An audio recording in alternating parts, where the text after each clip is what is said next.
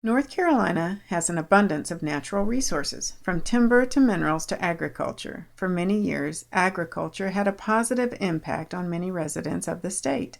The history of North Carolina has featured many family farms and communities that have grown up around agriculture.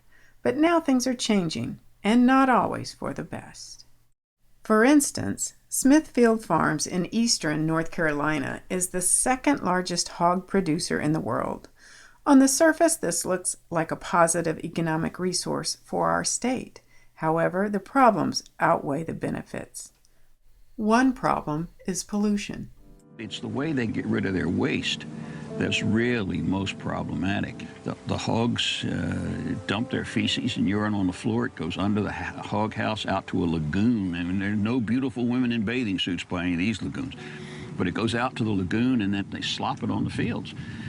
And then it runs off into these drain pipes they have underneath the fields. It runs off into the ditches, and it goes right down to our streams, creeks, and rivers. And it's full of nitrogen. It's basically untreated waste. Smithfield slaughters 34,000 hogs each day. One hog produces 3 times as much waste as a human, and that waste has to go somewhere. Outside of the cramped warehouses are huge open-air waste lagoons that are as big as several football fields and prone to leaks and spills. Over a 4-year period, Smithfield's lagoons spilled 1.5 million gallons of waste into the Cape Fear and Trent rivers. 200,000 gallons of waste was dumped into Turkey Creek. During Hurricane Floyd, the Neuse, Roanoke, and Cape Fear rivers were poisoned with 120 million gallons of hog waste, killing almost all of the aquatic life. Let's look at the impact these farms have on the surrounding communities. It just cuts your breath off, and you get like phlegm in your throat, your eyes start running, and you just get a headache, and you just really almost, I guess, just get angry because you can't breathe. Those who live near these facilities can tell you that the odor is overwhelming. Citizens complain of headache, nausea, loss of appetite, and asthma due to the emissions of hydrogen sulfide, a gas that causes flu-like symptoms.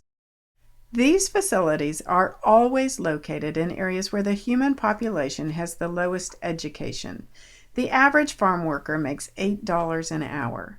Smithfield farm workers make such a low wage that when they do fall ill from dangerous pathogens, they can scarcely afford to seek medical attention.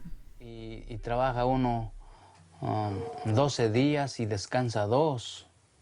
Pues lo que me ha afectado son los ojos y luego pues a veces quiere dar vómito. Eso es todo lo que a mí me ha pasado.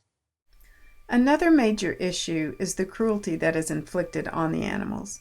The sows are so closely confined in gestation cages that they cannot turn around. Others are smashed together in pens where they go mad and attack one another. Industrial systems that were designed to build cars and build machines to living creatures.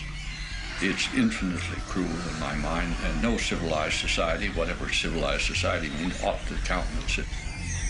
Sows, for example, are subjected to confinement in a very narrow cage, so narrow they can't even turn around during gestation.